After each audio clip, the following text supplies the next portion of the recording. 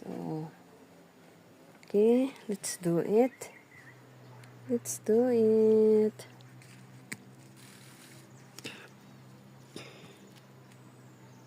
Isip natin po ang ating maliliit na sanga para mabuhay.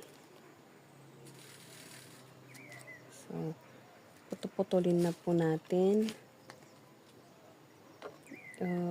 Yan yung mga ganito po. Putulin natin. Yan. Tapos, yan, putuputulin natin siya. Okay na yan. Linisin lang natin. Ayan. So, ito na.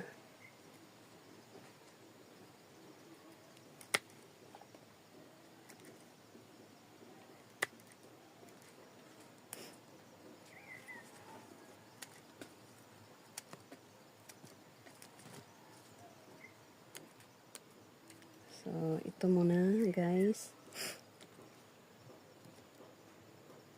Ito, gamitin natin is yung aloe vera. Okay.